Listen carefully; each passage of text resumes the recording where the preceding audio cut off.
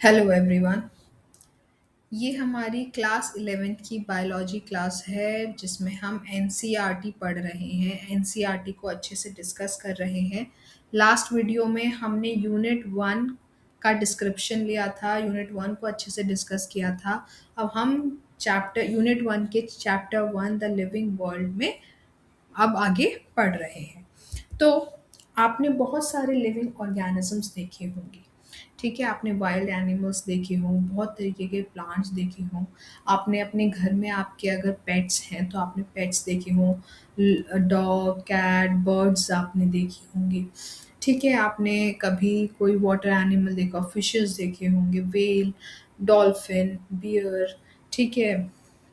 हाँ, अगर हम एंटार्क्टिका या फिर हम कोल्ड रीजन्स की बात करें तो वहाँ पे पेंगुइन, पोलर बेयर, इस तरह के एनिमल्स मिलते हैं। पहाड़ों की बात करें तो हमें वुल्फ और आपके स्नो लेपर्ड, इस तरह के एनिमल्स देखने को मिलते हैं।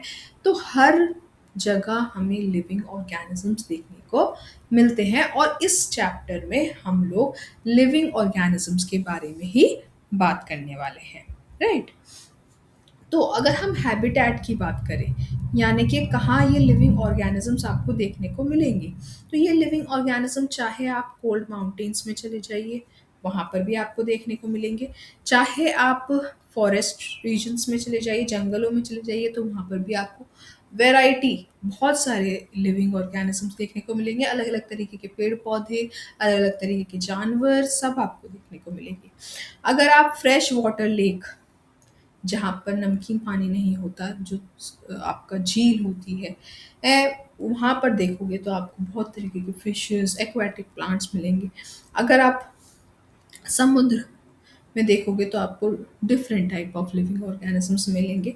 यहाँ तक कि डेजर्ट्स में, जहाँ पर सूखा रहता है, जहाँ पर पानी की बहुत कमी रहती है, वहाँ पर भी आपको बहुत तरीके के लिविंग ऑर्गेनिजम्स देखने को मिलते हैं। हॉट स्प्रिंग्स में भी, हॉट स्प्रिंग्स जहाँ पर गर्म पानी बन रहा होता है, गर्म पानी पहाड़ों से निकल रहा होता है, जहाँ पर टेम्परेचर बहुत ज़्यादा होता है, वहाँ पर भी आपको बहुत तरीके के लिविंग ऑर्गेनिजम्स देखने को मिलते हैं। ठीक है। तो यहाँ पर हम एक क्वेश्चन करते हैं कि डेसिडियस फॉरेस्ट क्या होते हैं। ठीक है, ये आपकी जो क्या कहेंगे, आपका जो ये एनसीईआरटी बुक है उसमें एक लाइन आती है कि डेसिडियस फॉरेस्ट। तो डेसिडियस फॉरेस्ट क्या है? वो फॉरेस्ट या ट्रीज जो सीजनली अपनी लीव्स को छोड़ देते हैं, झाड़ झड़ जाती हैं उनकी लीव्स, उन्हें हम कहेंगे डेसिडियस फॉरेस्ट। और ब्रॉड लीफ ट्रीज होते हैं ये, ऐसे रीजन्स में थ्राइव करते हैं जहाँ पर 4 तरह के सीजन्स देखने को मिलते हैं और रेनफॉल मॉडरेट देखने को मिलती है। तो वो होते हैं हमारे डेसिडियस फॉरेस्ट। कुछ एग्जाम्पल लिविंग ऑर्गेनिजम्स के। पहला, गैलोपिंग हॉर्स, यानी कि भागता हुआ घोड़ा। अगर आपने कभी भागते हुए घोड़े को देखा हो तो वो बहुत ही सुंदर लगता है, बहुत ही अच्छा लगता है। अगर आपने बर्ड्स को माइग्रेट करते हुए देखा हो तो उनकी भी एक अलग तरह की आपको जर्नी देखने को मिलेगी कि कौन से सीज़न में वो माइग्रेट करते हैं, एक जगह से दूसरी जगह जाते हैं। ठीक है, कौन से बर्ड्स होते हैं जो माइग्रेट करते हैं। फिर वैले ऑफ फ्लावर्स, फूलों की घाटी, जो कि हमारी उत्तराखंड में है, वो भी बहुत सुंदर है। और वहाँ पर भी आपको वैरायटी ऑफ प्लांट्स और एनिमल प्लांट्स आपको देखने को मिलते हैं, वैरायटी ऑफ फ्लावर्स आपको देखने को मिलते हैं। अगर आपने कभी कोई मूवी में देखा हो, एक शार्क को अपने शिकार करते हुए देखा हो, अटैक करते हुए देखा हो, तो वो भी एक आपको लिविंग ऑर्गेनिज्म का एग्जाम्पल देखने को मिलती है कि किस तरह से लिविंग ऑर्गेनिज्म जब वो अपने लिए वो खाना ढूंढता है तो कितना घातक हो सकता है। ठीक है। ओके। तो अब हमारे पास कुछ एग्जाम्पल है। वो एग्जाम्पल है आपका, एग्जाम्पल है इकोलॉजिकल कोऑपरेशन का, कि किस तरीके से किसी पॉपुलेशन के मेंबर्स या फिर डिफरेंट पॉपुलेशन के जो मेंबर्स होते हैं वो एक दूसरे के साथ एक सहूलियत में, एक सहमति में किस तरह से रहते हैं, एक म्यूचुअल रिलेशनशिप में वो देखने को मिलता है आपको। वो कब देखने को मिलता है आपको? जब वो एक दूसरे पे डिपेंडेंट होते हैं। अब इसका एक एग्जांपल है आपका क्लाउन फिश का। ठीक है, आपने फाइंडिंग नीमो मूवी अगर आपने देखी हो, ठीक है, तो वहां पर आपको पता है कि नीमो के जो फादर थे, दैट इज मार्लिन, वो कहाँ रहते थे? वो रहते थे सी एनिमोन नाम की जगह पे। सी एनिमोन्स क्या होते हैं? सी एनिमोन भी आपके एक तरह के लिविंग ऑर्गेनिजम्स हैं। क्या है? लिविंग ऑर्गेनिजम्स हैं, एक तरह के एनिमल्स हैं ये, जिस जो कि जिनकी बॉडी पे कुछ टेंटिकल्स होते हैं। अब ये टेंटिकल्स किस लिए हैं? ये टेंटिकल्स इसलिए होते हैं जो कि उन्हें प्रोटेक्शन देते हैं दूसरे प्रेडेटर से बचाने के लिए, और उन्हें जो प्रे खाना है उसको मारने के लिए वो ज़रूरी है। पर अब इसमें क्लाउन फिश का क्या फ़ायदा है? क्लाउन फिश की जो स्किन होती है वो इस तरह के ऑयल या इस तरह के वैक्स से कवर्ड होती है कि ये जो टेंटिकल्स हैं वो उस पर कोई असर नहीं करते। तो क्लाउन फिश इस सी एनिमोन को अपना घर बना लेता है, जिससे वो अपने आप को भी प्रोटेक्ट कर पाता है प्रेडेटर्स से। ठीक है, तो क्लाउन फिश का तो ये फायदा है। अब हमारे सी एनिमोन का क्या फायदा है? क्लाउन फिश को वो क्यों रखता है? क्लाउन फिश को वो इसलिए रखता है, जो क्लाउन फिश का जो वेस्ट होता है, जितना भी वेस्ट मटेरियल है, वो क्या है? वो एक तरीके से न्यूट्रिएंट प्रोवाइड करता है, एक फर्टिलाइजर की तरह काम करता है हमारे जो भी टेंटिकल्स हैं या फिर जो सी एनिमोन है उसके लिए। ठीक है, तो हमें इकोलॉजिकल कोऑपरेशन देखने को मिलती है एनवायरनमेंट में लिविंग ऑर्गेनिजम्स के बीच में। इसी तरह हमें इकोलॉजिकल कॉन्फ्लिक्ट देखने को मिलती है, एक तरह की मतभेद हमें देखने को मिलती है। किस तरह की मतभेद हमें देखने को मिलती है? तो इसके लिए हमारे पास एग्जाम्पल है स्पेड फुट टोड का। ठीक है, ये जो स्पेड फुट टोड है ये आपको डेजर्ट लेक्स में देखने को मिलता है। ठीक है, डेजर्ट लेक्स में देखने को मिलता है।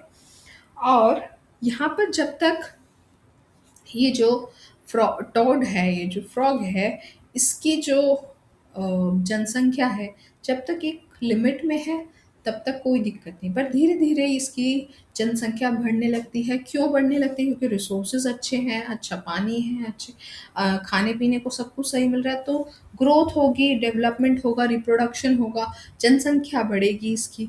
अब जैसे ही जनसंख्या बढ़ने लगती है, रिसोर्सेज लिमिट होने लगते हैं।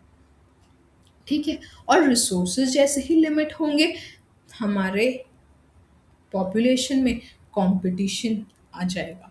किस लिए? सरवाइव करने के लिए, रिप्रोडक्शन करने के लिए। अब रिसोर्सेज कम है, खाने पीने की कमी हो चुकी है, तो क्या होगा?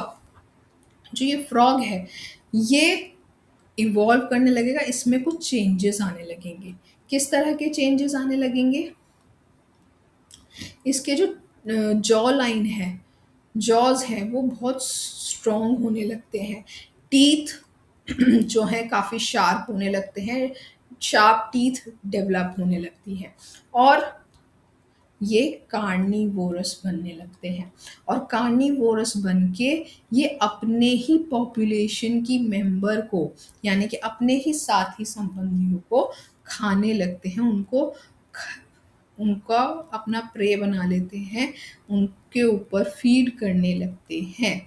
अब कुछ स्पेड फुट चेंज हो जाते हैं, तो वो कार्निवोरस बन जाते हैं और वो प्रेडेटर बन जाते हैं। और कुछ होते हैं जो ये चेंजेस नहीं ला पाते अपनी बॉडी के अंदर, तो वो क्या होते हैं? वो एज अ प्रे बन जाते हैं, वो खाए जाते हैं।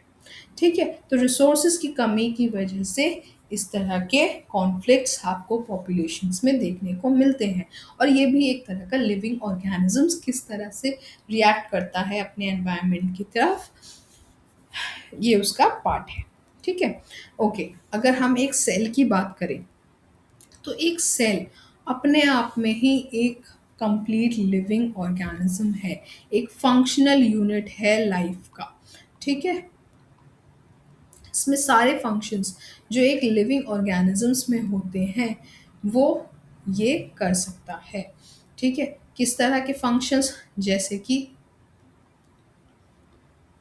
कि मेटाबॉलिज्म हो गया, ठीक है, न्यूट्रिएंट्स का अपटेक करना हो गया, ग्रोथ एंड रिप्रोडक्शन हो गया, ठीक है, एंड आपका न्यूट्रिएंट्स डाइजेस्ट करने के बाद एक्सक्रीट आउट वेस्ट करना। तो सारे जो भी एक लिविंग ऑर्गेनिज्म फंक्शंस करता है वो सारा एक कंप्लीट लिविंग सेल कर सकता है। इसलिए हम जो है लिविंग ऑर्गेनिज्म बैक्टीरिया को भी कहते हैं। क्यों? क्योंकि उसमें वो सारी खूबियाँ होती हैं जो एक कंप्लीट लिविंग ऑर्गेनिज्म में होती हैं। ओके, नाउ अब ये जो हमारा पैराग्राफ है ये लिया गया है एनसीईआरटी बुक से। एनसीईआरटी बुक में क्या लिखा हुआ है वो हम पढ़ते हैं कि how wonderful is the living world, कितना अच्छा और सुंदर हमारा लिविंग वर्ल्ड है। The wide range of living types is amazing. Living types, आपको मैंने अभी तक बहुत सारे टाइप्स के लिविंग ऑर्गेनिजम्स दिखा दिए, तो वो भी बहुत अमेजिंग है कि बहुत तरीके के हमें लिविंग ऑर्गेनिज्म मिलते हैं। The extraordinary habitats, habitats means जहाँ पर लिविंग ऑर्गेनिजम्स रहते हैं, वो भी in which we find living organisms, be it cold mountains, चाहे वो कोल्ड माउंटेन्स हो, डेसिडियस फॉरेस्ट हो, ओशंस हो, फ्रेश वाटर लेक्स हो, डेजर्ट हो, हॉट स्प्रिंग्स हो, लीव अस स्पीचलेस, हमें स्पीचलेस छोड़ देता है। The beauty of a galloping horse, of the migrating birds, the valley of flowers, or the attacking shark evokes awe and deep sense of wonder। हमें हमारे अंदर एक अचरज की भावना पैदा करते हैं ये सारे कि अगर हम भागते हुए घोड़े को देखें या माइग्रेटिंग बर्ड्स को देखें, ठीक है, तो ये सारे लिविंग ऑर्गेनिजम्स के एग्जाम्पल हैं जो मैं आपको दिखा चुकी हूँ। इकोलॉजिकल कॉन्फ्लिक्ट, मैं आपको बता चुकी हूँ इकोलॉजिकल कॉन्फ्लिक्ट क्या है, और cooperation among members of a population और among populations of a community, ठीक है, और even the molecular traffic inside a cell, cell के अंदर जो मॉलिक्यूलर ट्रैफिक है एक जगह से दूसरी जगह किस तरह से प्रोटीन मूव करते हैं, कार्बोहाइड्रेट्स मूव करते हैं, ठीक है, लिपिड्स मूव करते हैं, make us deeply reflect on what Indeed is life. ठीक है, अब हमने इतने सारे एग्जाम्पल्स देख लिए, हैबिटेट्स देख लिए, अब हमारे दिमाग में एक एग्जाम्पल आता है, एक क्वेश्चन आता है कि व्हाट इज लाइफ। अब इस क्वेश्चन को हम दो तरीके से देख सकते हैं, two implicit questions within it. The first is a technical one, पहला जो क्वेश्चन है वो एक टेक्निकल वन है और seeks answer to what living is as oppose to non living. Non living और लिविंग में क्या फर्क है ये हमें समझाता है अगर हम व्हाट इज लाइफ ढूंढते हैं तो। And the second is philosophical one and seeks answer to what the purpose of life is।